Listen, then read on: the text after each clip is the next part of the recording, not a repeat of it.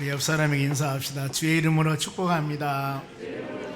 옆 사람에게 주의 이름으로 사랑합니다. 오늘 하나님 말씀은 하나님의 은혜의 힘과 은혜의 열매입니다. 지난 주간은 우리가 은혜를 받으려면 어떻게 해야 할 것인가, 그래서 은혜 시리즈로 같이 9월달 은혜 회복 달로 같이 말씀 묵상합니다. 오늘도 여러분들이 믿음 생활을 해 나가면서 갈급한 우리 10년 가운데 하나님 말씀을 통하여서 단비가 내리듯이 열린 마음을 가지고 여러분들이 사모하셔야 됩니다. 그리고 하나님 말씀을 대할 때 하나님이 나에게 주신 말씀으로 머리가 아니라 마음으로 새겼을 때 여기에서 좋은 결실과 열매가 맺어지는 것입니다. 모든 은혜는 사모한 만큼입니다. 배가 배고플 때는 어떤 음식을 주어도, 어떤 바로 이 먹을 것을 주어도 감사합니다, 맛있습니다 하고 드시거든요. 그러나 배가 멍당 불러버리면은 이것저것 따지면서 쓰니 다니 입맛에 맞니 안 맞니 그러거든요. 우리 모든 믿음의 자녀들, 물론 하나님 말씀을 성령의 역사 가운데 잘 증거해야 되겠지만은 여러분의 마음이 준비되는 마음을 가지고 사모했을 때 하나님이 풍성한 은혜를 주실 줄로 믿습니다. 고린도 전후서는 바울 사도가 고린도에 있는 교인들에 보내는 서신입니다. 물론 고린도 교회는 수많은 여러 가지 오늘날 교회와 같이 문제점이 많은 교회입니다. 교회 안에서 당파도 있고 은사론이나 교회 안에서 소송사건, 결혼 문제, 이혼에 관한 문제, 은사, 더 나가서 교리 문제, 부활이나 여러 가지 것들이 참 많습니다. 그런데 우리 그 모든 것들은 저희들이 주일 오후 예배 때 고린도전서 지금 강의하고 있기 때문에 여러분들이 말씀 묵상하면 은혜가 될 줄 믿습니다. 바울이 고린도 교인에 보내는 서신에서 은혜 받으려면 과연 은혜의 열매가 믿음으로 사는 자들이 어떻게 맺어질까 본인의 신앙 고백을 합니다. 바울이라는 사람은 사울이었습니다. 본래 이름이. 그러면서 다소라는 곳에서 터키 동쪽에 있는 북서쪽에 북동쪽에 있는 곳입니다만은 다소란 지역에서 태어나서 유학 가서 예루살렘에 유학 가서 공부를 했습니다. 그런데 얼마나 좋은, 바로 머리가 참 좋고 환경도 좋은 모양입니다. 가말리엘 문화생 하면은 요즘에 최고 학부에서 몇 사람 되지 않는 그룹으로 훌륭한 사람들입니다. 이런 사람들이 모여서 공부하는 그런 그룹. 그래서 가말리엘이라는 사람 그 밑에서 문화생으로 구약의 율법을 바리새인 중에 바리새인으로 잘 공부를 한 사람입니다. 그런데 이 사람이 하나님에 대해서 그야말로 열정이 있었고 구약의 율법에 대해서도 많은 것을 알고 바리새인으로서 바로 흠없이 살려고 노력한 사람인데, 그래 예수 믿는 사람을 많이 핍박했습니다. 그래 저 다메스커스라고 다메섹 도상에 예수 믿는 사람이 있다고 그러니까 그 먼 곳까지 예루살렘에서 체포영장 가지고 좀 잡아서 감옥에 가두기도 하고, 이렇게 가다가 예수를 만나서 변화받았습니다. 그 고백입니다. 전에 내가 어떤 사람이었는데 지금 이렇게 내가 변했다는 고백인데, 모든 사람들이 환경 여건을 초월해서 그 사람의 바로 학벌, 학문, 지식, 남녀노소 모든 걸 다 초월해서 은혜를 받게 되면 사람이 변합니다. 믿음 생활에 나가는 모든 사람들이 바로 자기가 살아있고 거만하거나 뭔가 모르게 이 자로나오나 치우치는 그런 믿음 생활을 할 때마다 우리는 깊이 말씀 묵상하면서 나 자신 정체성이라고 그러지 않습니까? 예수 믿고 변한, 예수 믿는 우리의 삶을 한번 조명해 보신다면 하나님께서, 성령께서 여러분의 마음에 깨달음을 주시고 어떤 환경에서 처했던 간에 이렇게 믿음 생활을 해야 된다는 것을 가르쳐 주실 줄로 믿습니다. 그러면은 자, 은혜를 받게 되면은 사람이 어떻게 변하는가? 변화가 있어야 되지 않겠습니까? 제일 먼저 겸손한 사람으로 변하게 됩니다. 겸손하다. 본문의 9절 보겠습니다. 나는 사도 중에 작은 자라. 이 바울 사도가 고백을 하는 겁니다. 나는 사도 중에, 사도라 그 말은 복음을 전하기 위해서 바로 파송된 사람, 부르심 받는 사람들입니다. 예수 그리스도 부활을 직접 체험한 사람, 이런 사람인데 그 중에 수많은 사도들이 있고 영적으로 뛰어난 하나님의 사람들이 있지만은 그 중에서 나는 가장 뛰어난 사람이라, 이렇게 말하는 것이 아니라 나는 가장 작은 자라. 은혜를 받게 되면은 이렇게 낮아지게 되는 겁니다. 바울이라는 사람은 어디 가서 스펙이나 모든 삶 가운데 내놓으면은 꿀릴 것이 하나도 없는 사람입니다. 대단한 사람이요. 그런데 하나님 은혜를 받고, 바로 은혜를 받고 나니까 본인의 연약한 점들, 나는 사도 중에 지극히 작은 자라, 나는 하나님의 교회를 받겠으므로, 서두에 말씀을 드렸죠. 예수를 알지 못하고 하나님을 믿는 구약 율법에 대한 열정을 갖고 있는 사람입니다. 그래서 예수 믿는 사람을 박해하고 핍박하고 많은 일을 했습니다. 예수 교회를 핍박했으므로 사도라 칭함을 받기에 감당하지 못할 자 같은 자였다고 고백합니다. 여러분, 지금 하나님의 전에서 예배를 드립니다만, 어떻게 보면은 하나님 은혜가 나에게 충만하게 임하면은, 하나님, 나 같은 사람이 하나님의 거룩한 성전에서 전능하신 하나님께 경배와 찬양하며 예배를 드리다니, 기도를 드리다니, 나는 하나님께 예배 드릴 만한 자격도 없는 사람입니다. 이렇게 고백했을 때 그 고백은 은혜가 얼마나 임했으면 그런 고백이 나올까. 이 바울이라는 사람은 신약 전서가 27권입니다. 그 중에 13권을 기록했습니다. 신약의 모든 바로 기독교 교리도 거의 다 바울 사도가 바로 세웠습니다. 보면은, 그런가 하면은 전도행전, 사도행전이라고 하지 않습니까? 성령행전이라고 그럽니다. 사도행전이 초대교회가 세워나가는 과정들을 쭉 기록하고 있는데 28장으로 되어 있는데 13장부터 마지막 끝까지가 바울 사도의 선교 사역을 기록해 놓은 것입니다. 우리가 이런 모습을 보더라도 바로 이 바울 사도가 그동안 쭉 하나님 은혜 받고 복음을 증거하는 과정에서 가는 곳마다 많은 사람에게 인정받고, 가는 곳마다 자랑할 거리가 너무나 많고, 나는 이렇게 자라서 이런 스펙을 가지고 이렇게 공부했노라, 이런 사람이다, 이거 자랑하지를 않았습니다. 그가 은혜 받기 전에는 어떤 사람이었을까? 자, 디모데전서 1장 13절 한번 봅니다. 내가 전에는, 은혜 받기 전입니다. 예수 만나기 전에 비방자라는 것은 회방했고 모독했고, 예수 그리스도 이름을 모독했고, 예수 믿는 사람을 회방했고, 그리고 박해자요 폭행자였으나 도리어 긍휼을 입은 것은 내가 믿지 아니할 때 알지 못하고 행하였음이라, 그 말입니다. 본인이 고백을 합니다. 내가 전에 어떤 사람인 줄 아는가? 하나님을, 바로 하나님에 대한 열정은 있지만은 우리의 구세주 예수 그리스도를 알지 못하기 때문에 예수 믿는 사람들 얼마나 많은 핍박을 주는 줄 모릅니다. 전에 내가 예수 믿기 전에 교회 다닌 남편, 교회 다닌 부인, 교회 다닌 자식들 얼마나 핍박을 많이 했는가. 교회 다닌 직장 동료들, 주위에 있는 모든 환경 가운데서도 믿지 않은 내가, 믿는 사람에 대한 핍박한 과정들, 우리 이런 경험들이 있을 수도 있습니다. 보면은 그랬던 바로 이 사울이라는 사람, 바울이 그 다음에 은혜 받은 후에 어떤 고백을 한가 보시기 바랍니다. 사도행전 20장 24절이에요. 내가 달려갈 길과 주 예수께 받은 사명, 예수님께서 바울에게 사명을 주었습니다. 예수 핍박한 바울에게 사도행전 9장 15절입니다. 바로 사울아, 왜 너는 나를 핍박하느냐? 당신이 니시나이까? 나는 네가 핍박하는 예수다. 그러면서 이제 내가 너에게 미션 사명을 주리라. 어떤 사명? 사도행전 9장 15절에 임금들과 왕들과 모든 사람에게 복음을 증거하기 위한 너는 내 택한 그릇이라고 그럽니다. 하나님이 인간의 생각으로서는 도저히 상상할 수 없는 일입니다. 아니, 복음을 증거한 사람이라고 하면은 처음부터 예수를 믿었고 성품도 온유하고 좋은 환경에서 많은 사람에게 예수 믿어서 하면은 다 돌아올 정도로 인품과 모든 것이 뛰어난 이런 사람을 택해서 귀한 사역자를 삼으셔야지, 예수 믿는 사람 그렇게 핍박했던 그를 하나님은 바로 사역자로 삼습니다. 그래, 예수께 받은 사명, 곧 하나님의 은혜의 복음이라고 그럽니다. 은혜의 복음을 증거하는 일을 마치려 하면은 나의 생명조차도 조금 더 귀한 것으로 여기지 않아노라 그랬습니다.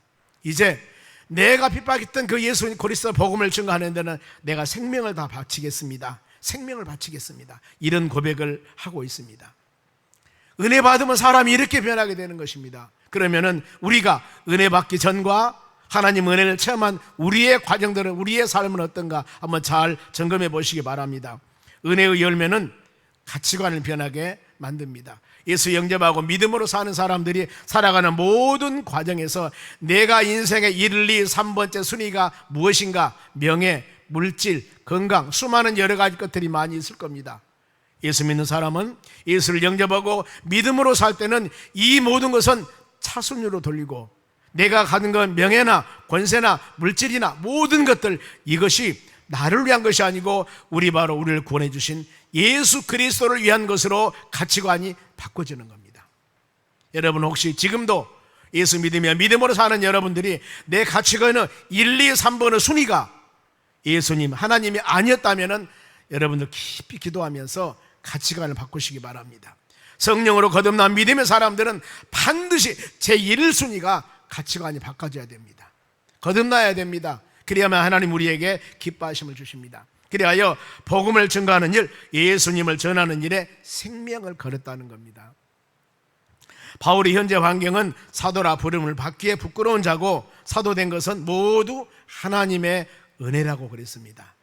이와 같이 여러분, 우리가 은혜를 받게 되면은, 은혜의 열매는 겸손한 자가 됩니다. 혹시라도 내 어떤 것을 자랑하기 위해서 하나님이 그 자랑하는 모든 것들을 하나님의 여건과 환경과 능력과 힘을 주어서 그 열매를 맺도록 하심을 우리는 아셔야 됩니다. 하나님이 능력과 힘을 주어서, 여건을 주어서 그걸 이루어서 아름다운 열매를 맺었는데, 내가 하는 것 같이 어떤 사람이 뛰어난 바로 미모와 뛰어난 바로 이 외모와 또 뛰어난 머리, 좋은 지식을 가졌습니다. 그러면은 수많은 사람들 중에, 하나님은 다 하나님의 모양과 형상으로 사람을 창조합니다. 다른 사람보다도 외적으로 뛰어난 모든 것을 주었을 때, 나만이 아닙니다. 하나님이 그렇게 우리에게 뛰어난 것을 주신 것입니다. 이렇게 믿음의 사람들은 가치관이 바꿔지는 겁니다. 우리의 모든 삶이 무엇 때문에 이런 환경이 되었는가? 내 자신이 잘한 것을 버릴수록 우리 심령 가운데 믿음은 성장 성숙해 가는 것을 꼭 여러분들이 기억하시기 바랍니다. 그리고 은혜를 받게 되면은 사람이 변합니다. 사람이 10절 말씀 봅니다. 그러나 내가 나된 것은, 지금 모든 학문 지식 다 버리고 복음을 증거하는 일에 생명 바쳤다고 그랬습니다. 이렇게 된 것은 하나님의 은혜로 된 것이라고 합니다. 하나님의 은혜가 아니면은 세상 지식으로서는 다소에서 예루살렘까지 유학 와서 공부시켰을 때 뭔가 모르게 지식으로나 사회적인 스펙으로 모든 것으로 뛰어난 명예권세를 갖는 사람으로 바로 자기가 세워지기를 원했을 겁니다. 그런데 지금 어때요? 예수 복음을 증거하는데 생명 걸었다겠습니다. 이렇게 나된 것은 하나님의 은혜로 된 것입니다. 내가 주신 그 은혜가 헛되지 아니하여 내가 모든 사도보다 더 많이 수고하였으나 내가 한 것이 아니요 오직 나와 함께 하신 누구예요? 하나님의 은혜입니다. 수많은 사도들이 있는데 그 중에서도 바울 사도가 신약전서 13권 기록했고, 그 다음에 어마어마한 복음을 증거하는데 선교사로서 사명을 감당했습니다. 하나님, 수많은 사람이 있는데 왜 저를 택했습니까? 그것이 바로 하나님의 은혜다. 하나님이 그를 선택했다는 겁니다. 우리가 이걸 꼭 생각하셔야 됩니다. 그래, 믿음 생활에 나가면서 상대 비교는 멀리 버리시고, 하나님, 왜 나에게, 다른 사람은 그냥 예배만 드리고 가고 봉사도 아니하고 얼마든지 믿음 생활 잘 해나가는데 왜 나에게 수많은 직분과 사명을 주어서 이렇게 아침에 6시, 7시 아침 새벽부터 시작해서 오후에 마칠 때까지 교회 선신하며 열정을 다해야 되는가? 이것입니다. 여러분, 하나님이 우리에게 주신 은혜, 그리고 더 나로 하여금 열정을 가지고 사명을 감당할 수 있게 한 것도 하나님이 나에게 준 은혜입니다. 그렇게 생각하셔야 됩니다. 어떤 사람이 뛰어난 열정을 가지고 열심히 헌신하면서 왜 저 사람은 안 하지? 저 사람 믿음이 없어, 이렇게 정죄하면 안 된다는 겁니다. 왜? 내가 그렇게 열심을 가지고 할 수 있는 것은 나에게 주신 하나님의 은혜입니다. 그 사람의 은혜를 주지 않은 것입니다. 그 사람은 하나님의 은혜가 안 되어서 못하는 거거든. 지금 보면은 이걸 여러분 생각하면서 바울이 그 고백을 하는 것입니다. 지금 내가 어떤 다른 사도보다도 많이 수고했으나 내가 한 것이 아니고, 열정을 가지고 귀한 사역을 감당했으나 내가 한 것이 아니고 하나님이 나에게 그런 열정을 주신 분이 하나님이시라는 겁니다. 이걸 생각할 때 우리는 피곤합니다, 힘듭니다, 어렵습니다가 아니라 하나님 감사합니다 하는 마음을 가져야 될 줄로 믿습니다. 그러면은 바울이 복음을 증거하면서 얼마나 많은 고난을 당했을까? 고린도후서 11장입니다. 잘 여러분 기억해 주시기 바랍니다. 혹시 여러분들이 하나님의 교회 헌신하면서 힘들고 어려웠을 때 고린도후서 11장 23절 이후를 쭉 묵상하시기 바랍니다. 오늘 고린도후서 11장 23절 이후 계속 나오겠습니다만 중요한 부분만 말씀을 드리겠습니다. 중반절입니다. 보세요. 내가 수고를 넘치도록 하고, 지금 바울이 고백입니다. 옥에 갇히기도 하고, 바울이 감옥에 갇힙니다. 사도행전 16장 보면은 빌립보 감옥에 갇혔을 때 찬양할 때 바울과 실라가 옥문이 열렸다고 하지 않습니까? 그리고 마지막 전도할 때는 노마 제수로 노마에 끌려갑니다. 가서 노마의 복음을 증거합니다. 가면서 얼마나 많은 어려움을 당한 줄 모릅니다. 이렇게 복음을 증거하는 바울 사도에게 하나님께서 이 고난을 주는 겁니다. 매도 수없이 맞고 여러 번 죽을 뻔하였으니 이런 고통을 당하는 겁니다. 또 있어요. 육신적인 고통 25절입니다. 3번 태장을 맞고, 바로 이 나무 위에, 나무가 아니라 큰 이렇게 이 무엇입니까? 우리 서극에 보면은 어떤 사람 재지면은 그 강목 위에다가 사람 손발 묶어놓고 궁뎅이를 막 때리지 않습니까? 보면은 이만한 매로 두드립니다. 저 펴요 보면은. 그런데 이 3번 태장을 맞고 40안은 가마는 매도 맞고, 한 번 돌로 맞고, 돌은 사람 스데반 집사가 돌에 맞아 죽지 않습니까? 3번 배가 파손되고 일주야를 깊은 바다에 지내고, 마지막에 노마에 가면서 제수로 갑니다. 노마에. 그런데 하나님은 제수로가 아니라 복음을 증거하기 위해서 바울을 노마에 보내는데, 그 복음을 전하는 신분이 선교사로서의 좋은 배를 타고 좋은 환경에 가는 것이 아니라 제수로 가게 됩니다. 사람의 마음과 하나님의 뜻은 많이 달라요. 그래서 노마의 복음을 증거합니다면 가면서 바로 유라글로란 큰 광풍을 만납니다. 얼마나 어려움을 당한 줄 모릅니다. 하나님, 노마에서 복음을 증거하러 갈 때 그야말로 풍랑도 없이 제수가 아니라 바로 떳떳한 모습으로 가서 증거했으면 얼마나 좋아요. 그런데 하나님의 생각과 우리 생각은 다르다고 하지 않습니까? 디에스 역사에서 하나님의 뜻은 있습니다. 복음을 증거하면서 당한 위험입니다. 강의 위험도 당하고 강도 위험도 당하고 동족과 이방인들과 시내와 광야에서 수많은 어려움을 당합니다. 그리고 복음을 증거하는 바로 선교사로서 하나님이 택했는데 굶주림 27절 보겠습니다. 또 수고하여 애쓰고 여러 번 자지 못하고 줄이며 배고픔과 기근이 있었습니다. 목마르고 여러 번 굶고 춥고 헐벗었노라. 지금 이 어려움입니다. 바울이 왜 어려움 당합니까?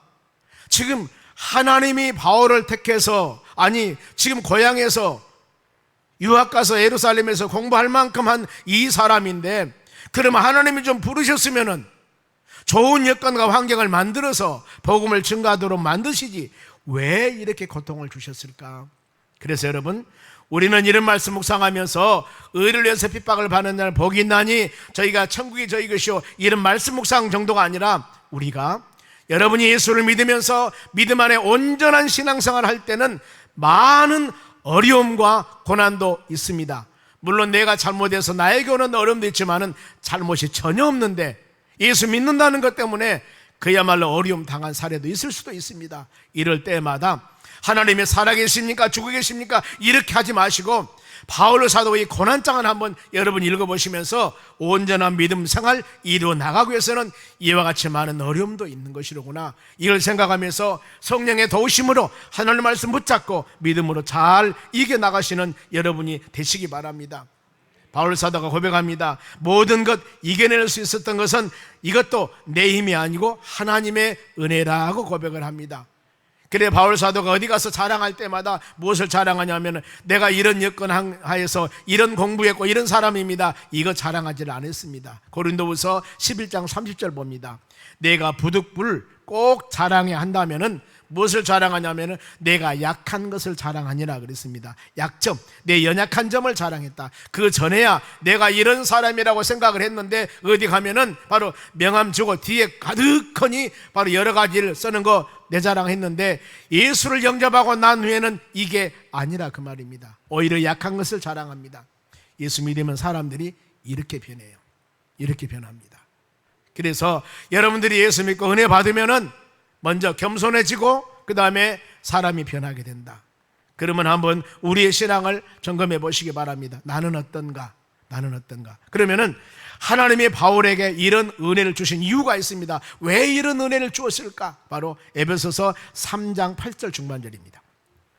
측량할 수 없는 그리스도 풍성함을 이 하나님의 은혜, 너무 큰 하나님의 은혜, 측량할 수 없는 하나님의 은혜를 나에게 준 것은 이방인들에게 전하게 하시고 그랬습니다. 그 복음을, 하나님의 은혜로 준 수많은 복음들을 믿지 않은 사람들에게 전하기 위해서, 전도하기 위해서 나에게 이런 은혜를 주셨다는 겁니다.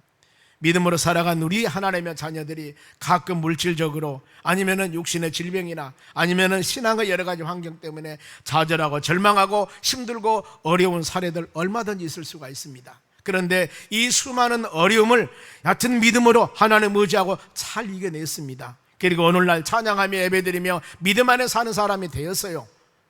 그러면 어떤 성도가 수고하고 무거운 짐을 가지고 절망과 좌절과 힘든 상황에서 하나님의 교회를 오십니다. 이랬을 때 살며시 찾아가서 손목 잡으면서 사랑하는 성도님, 저는 이런 사람입니다. 저는 예수 믿기 전에는 이랬었고, 아니면은 신앙생활을 하면서도 수많은 이런 고난을 당했습니다. 그런데 하나님 은혜, 예수님 믿고 이렇게 극복했고 이렇게 나가서 오늘날 믿음의 사람이 되었습니다. 그러면은 그 사람의 눈이 띄어집니다. 마음이 열리게 됩니다. 그래서 서로 간에 그리스도 안에서 바로 합력해서 선을 이룬다고 도우면서 기도하고 간구하고 친근되고 가까워지는 겁니다. 힘들고 지치고 어려운 사람에게 찾아가서 잘나고 좋은 것만 자랑하면은 요즘 말로 뭐라고 합니까? 자기나 잘하세요. 여러분, 그래버리거든요. 신앙 안에서는 얼마든지 이런 일이 있을 수가 있습니다. 이렇게 모든 스펙이 완전한 이 바로 사울이라는 사람을 완전하게 낮은 바울로 하나님이 바로 만들어서 귀한 이 사명을 주고 이 모든 어려움을 당하고 있는 것, 바울은 이 고백을 합니다. 내가 어디를 봐도 모든 사람에게 명함 내놓으면 부족함이 없는 난데, 이렇게 낮추고 이렇게 힘들고 어려움을 줬던 것들은 힘들고 어려운 사람에게 찾아가서 예수는 그리스도입니다. 예수님 우리 죄를 십자가 죽으시고 예수님 부활하셨습니다. 그 예수 믿으면 영생 받습니다. 그 예수 믿으면 구원 받습니다. 그 예수 믿으면은 우리와 동행하고 어떤 세찬 바람이 불어오고 수많은 어려움이 있어도 그 주님 의지하여 믿음으로 나아갈 수 있습니다. 이런 그야말로 복음 중에 복음, 가장 기쁜 소식을 증거하는 우리의 입술에 되었을 때 하나님은 이런 심령들을 사용하여 하나님의 교회를 세워나가고 여러분들이 이런 어떤 간증 때문에 우리가 살아갈 필요성을 여러분 느끼게 되는 것입니다.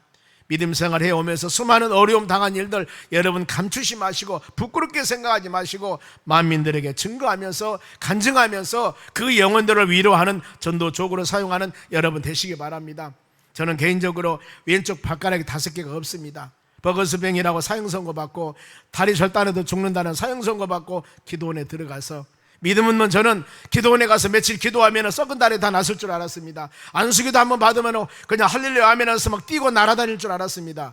근데 그게 아니었습니다. 1년 반 동안이나 토병생활을 하고 난 후에 거기서 우리 주님 만나고 온전히 썩은 다리 다 낫는 것이 아니라 발가락 5개 그대로 절단하고 거기서 소명받아 제가 목회자가 되었습니다. 여러분, 하나님은 그렇게 역사하십니다. 그러니 제가 그렇습니다. 어떤 사업이 어렵고 영적으로 어렵고 물론 가서 권면하고 이루어지만은 제일 저에게 설득력이 있는 사람은 누구냐면은 질병과 고통 중에 어려운 사람들, 이런 사람에게 가서 내 있는 그 얘기, 투병생활 하면서 얼마나 어려웠던가. 제가 몸이 회복되어서 바로 이 제 몸무게를 뜨니까 38kg가 나오더라고요. 회복되었을 때, 그러면 그 전에는 어떻겠어요? 살이 없었습니다. 그야말로 우리 장인 장모가 이 투병생활 할 때 기도원을 한번 왔었어요. 와서 보고 펑펑 울며 가셨다는 거예요. 왜? 사람 노릇 못하겠구만. 그런데 그런 저였어요. 저는 그때 기억이 하나도 안 나는 거 몰라요. 하나님이 이렇게 연단해서 세우셔서 어때요? 목회자로 세웠습니다. 우리는 수많은 인생 살아가면서 많은 경험과 어려움을 합니다. 왜 그런 어려움을 주었을까? 왜 내가 잘못함 때문에? 이게 아니라 그 어려움과 고난을 줄 때는 하나님의 역사하심이 반드시 있습니다. 이것을 바로 우리가 삶의 좋은 교훈 삼아서 우리 주위에 수많은 이런 사람이 있을 수가 있습니다. 찾아가서 내가 만난 예수, 지식적인 예수가 아니라 직접적으로 내가 만난 예수, 이것은 바로 고상하게 말 안 해도 됩니다. 가끔 교인들이 등록하면 제가 제 발을 보일 때도 있습니다. 저는 이런 사람입니다.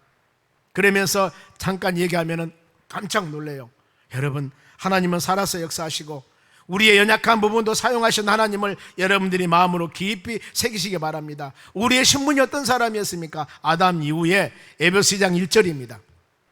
보면은 허물과 죄로 죽었던 자들입니다. 허물이라는 것은 범죄, 실수, 진리에서 벗어나 이것 때문에 죽었던 자들입니다. 그런데 하나님 우리를 사랑하사 독생자 예수님을 보내서 우리 모든 이 허물과 죄를 대신 십자가에 죽게 하시고 우리는 그 예수 그리스도를 믿음을 통하여 살림을 받았습니다. 사는 영혼 하나님의 자녀가 여러분 된 것입니다. 그래 고린도 6장 말씀에 내가 값주고 너희를 샀느니라, 너는 내 것이라고 그랬습니다. 값주고, 하나님이 여러분 어떤 값을 주고 여러분 샀습니까?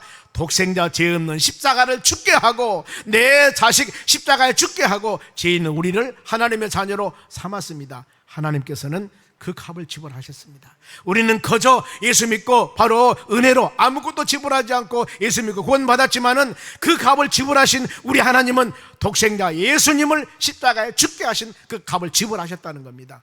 여러분, 그냥 믿음으로 그냥 은혜로 구원받았으니까 값진 여러분 구원으로 값없는 구원으로 생각하지 마시기 바랍니다. 뒤에서 역사하신 하나님의 사랑을 마음으로 생각하면서 믿음으로 나가는 여러분 되시기 바랍니다. 전에 우리가 어땠어요? 예수 믿기 전에 우리의 삶, 에베소 2장 2절입니다. 그때 예수님 몰랐습니다. 너희는 그 가운데 행하여 이 세상 풍조, 여러분 좋지 않습니까? 세상 풍조 따르고 공중 권세를 잡는 자를 따랐으니 곧 지금 불순종 아들들 가운데 역사하는 영이라, 즉 악령이라 그 말입니다. 거듭나기 전에 우리의 삶은 이랬습니다. 그런데 지금 우리의 신분은 어떻습니까? 영과 진리로 하나님께 지금 예배드리고 있습니다. 마음으로 하나님께 경배하며 찬양했습니다. 예수는 그리스도란 복음을 알고 있습니다. 우리 몸은 그리스도 하나님의 성령이 하는 성전이라고 그랬습니다. 이렇게 거룩한 믿음의 사람으로 만들어 주셨습니다. 그러면은 여러분들이 뭘 잘해서 그렇게 했을까요? 아닙니다. 긍휼이 풍성하신 하나님의 사랑입니다. 하나님의 은혜입니다.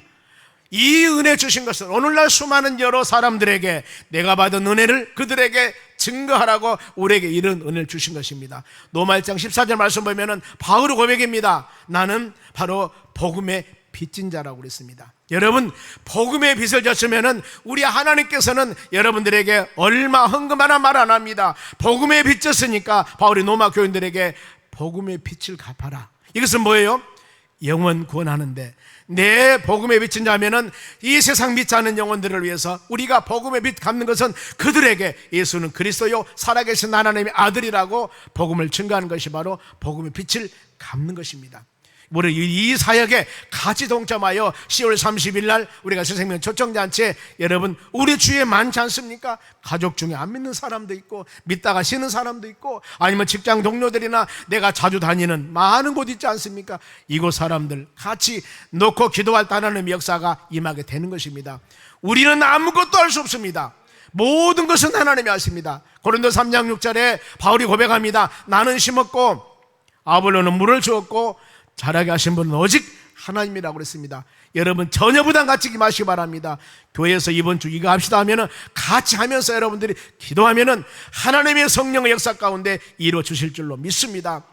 저희 교회는 31년 전에 저희 가정 두 가정, 세 가정이 개척을 했습니다. 개척. 올해 31년째입니다만은 그러는데 그야말로 천막 같은 곳에서 교회 다닌 교회 50-60명, 30-40명, 50명 모일 때 그때 의자가 떠났습니다. 의자도 없이 바닥에서 양계장에서 이런 곳에서 예배를 드렸습니다. 하나님은 이런 곳에서 여러분 역사하십니다. 이런 곳에서도 우리 하나님은 모든 삶 가운데 역사하십니다. 때문에 우리는 그 주님 의지하고 그때부터 지금까지 수없이 복음만 증거했습니다. 저는 뛰어난 설교가도 아닙니다. 많은 수백 좋은 목사도 아닙니다. 가진 것은 하나도 없습니다. 그러나 단 한 가지, 하나님이 가장 기뻐하는 것은 영원 구원이라는 겁니다. 하나님이 가장 기뻐하는 것은 영원 구원이라는 겁니다. 오직 예수, 이것만 가지고 바로 쩔룩거리는 다리를 가지고 수많은 곳에 다니면서 전도를 했습니다. 수집을 다니면서 오직 일어나면 전도만 했습니다. 그 사역 하다 보니까 하나님이 이뻐서 긍휼히 여기서 여기까지 하나님께서 인도하여 주심을 여러분 다 알지 않습니까? 우리는 주님이 가장 기뻐하는 일만 하면은 우리가 하는 거 아니라니까요. 우리가 하는 거 하나님이 하시는 겁니다. 우리는 하나님의 선한 도구로서 모세 지팡이든 뭐 지팡이와 같이 하나님께 붙어 있어서 주의 귀한 사역만 온전히 감당한다면 열매와 모든 것들은 하나님이 책임져 주십니다. 올해 못하면 내년 봄에 하면 됩니다. 내년 봄은 내년 가을에 또 하면 됩니다. 또 다음에 하면 되는 것입니다. 끊임없이 우리 그 영혼들을 위해서 기도할 때 하나님의 역사 가운데 열매를 맺을 줄로 믿습니다. 그러면은 풍성한 은혜 받은 자들, 우리가 할 수 있는 일은 무엇인가 봅시다. 본문의 11절 보세요. 그러므로 나나, 바울이 고백합니다. 나나 그들이나 복음을 증거한 사람들입니다. 이같이 전파하며 모두 예수 그리스도 전파하는데 너희도 이같이 믿었느니라. 어떤 의미냐면은 지금 고린도 교인들에게 보내는 서신에서 내가 보낸 이 바로 하나님 말씀 여러분들이 믿고 우리가 같이 복음 전도하는데 합심하자는 겁니다. 그리고 내가 복음을 증거해서 고린도 전후선을 증거해 보내서 그들이 바로 하나님 말씀 묵상하면서 믿음으로 변화받았다는 것입니다. 우리가 이 사명 꼭 감당해야 될 줄로 믿습니다. 그러면은 구체적으로 은혜의 열매입니다. 바로 먼저 우리 10년 가운데 은혜가 임하게 되면 신앙이 올바르게 서게 됩니다. 안 흔들려요. 잘 보세요. 히브리서 13장 9절입니다. 여러 가지 다른 교훈에 끌리지 말고 우리 주위에 얼마나 많은 이단 사설들 많지 않습니까? 여러분 이런 데 귀 기울이지 마시기 바랍니다. 마음은 은혜로서 굳게 함이 아름답고, 그러니까 우리 신앙이 온전히 세워나가는 것은 하나님의 은혜가 우리 10년 가운데 임해야 됩니다. 말씀 꼭 붙잡고 말씀 기둥 삼아서 은혜가 내 10년 가운데 임하여서 아름다운 음식으로 살 것이 아니라 한두 번 만나서 교제하고 차 마시고 음식 먹고 이거 괜찮합니다. 그러나 이걸 가지고 그 사람의 영혼 살리라고 하면 안 되는 것입니다. 왜요? 음식 가지고는 말미암아 행한 자는 유익을 얻지 못하니라 그랬습니다. 친분관계 간의 것은 좋지만은 우리는 그 10년 가운데 은혜가 임해야 됩니다. 그래야만 신앙이 흔들리지 않고 온전히 세워나갈 수가 있습니다. 은혜 받으려면 어떻게 해야 되겠습니까? 하나님은 전에 와서 말씀 묵상하며 예배할 때, 기도할 때, 찬양할 때 하나님의 성령 역사에서 은혜를 받게 되는 것입니다. 만일에 내가 힘들고 지치고 어려웠을 때 예배 참석하고 기도하고 마음문을 열고 말씀을 하나님 음성으로 마음에 들이면 빨리 회복합니다. 그런데 예배 참석하지 아니하고 여러분 집에 있으면 마귀에 잡혀서 계속 수렁으로 빠져 들어갑니다. 혼자 10층 집을 지어요. 그 영혼은 일어서기 힘듭니다. 우리는 그럴수록 하나님 전에서 말씀 들어야 됩니다. 다른 교훈, 낯설은 교훈, 여러분 이게 속으면 안 됩니다. 보면은 복음이라고 하는 것은 마가복음 1장 1절 보겠습니다. 마가복음은 서두입니다. 하나님의 아들 예수 그리스도 복음은 시작이라. 복음이 뭐예요? 예수 그리스도는 하나님의 아들이라는 겁니다. 예수는 그리스도, 즉 구세주라는 겁니다. 이걸 믿고 믿음으로 나가는, 다른 복음을 증거할 때 얼마나 이 바울이 마음에 상했는지 모릅니다. 갈라디아 교인들에게 보내는 서신입니다. 갈라디아서 1장 6절 보겠습니다. 그리스도 은혜로 너희를 부르신 이를, 하나님 은혜로 갈라디아 교인들을 모아서 갈라디아 교회를 세워서 예배를 드리고 있는데, 바로 은혜로 이같이 속히 떠나 다른 복음을 따르는 것을 내가 이상히 여기노라. 아니, 오직 예수 그리스도는 십자가 죽으시고 부활하셨습니다. 그 예수 믿어야만 구원받고 영생 얻습니다. 이걸 가르쳐 놨는데 살며시 이상한 사람이 들어옵니다. 들어서 뭐냐 하면은 믿습니다만 하면 되는가? 예수만 믿으면 되는가? 우리가 말씀을 알아야지, 말씀을 깨달아야지, 말씀을 행동에 옮겨야지, 그래야 구원받지, 예수 믿어 구원받든가? 여러분 후자가 대단한 것 같습니다. 이것은 잘못된 교리예요. 여러분 하나님 말씀은 1.1을 가해서는 안 되는 것입니다. 우리가 구원받는 것은 에베소서 2장 8절의 핵심 구절입니다. 은혜를 인하여 믿음으로 구원받았느니라. 예수 그리스도께서는 우리의 십자가 죽으시고 3일 만에 부활하시고 승천하셔서 언젠가는 산자와 죽은 자를 심판하러 오시리라. 이 예수님을 믿어야만이 구원받습니다. 다른 구원받는 요소 중에 조금 먼지만한 어떤 것이라도 추가하면 이건 잘못된 거예요. 그런데 이렇게 해서 얼마든지 사람들을 미혹하는 것이 요즘 있지 않습니까? 조심하셔야 돼요. 교리는 확실히 우리가 마음에 새기면서 말씀 붙잡고 믿음으로 나가는 여러분 되시기를 바랍니다. 그러면은 은혜의 열매, 은혜의 분량이 있습니다. 첫째, 은혜의 분량. 각 사람들에게 하나님이 어떤 은혜의 분량을 주는가? 에베소서 4장 7절 한번 보겠습니다. 에베소서 4장 7절. 우리 각 사람에게 그리스도 선물의 분량대로 은혜를 주셨으니, 하나님은 믿음의 분량이 다 달라요. 아버지, 아들, 그 다음에 부인, 남편, 여러 사람이 같은 날 등록해서 똑같은 교회 똑같이 다녔는데 믿음이 다 달라. 성경 말씀하지 않습니까? 하나님의 선물을 분량대로 은혜를 주셨나니. 다 다릅니다.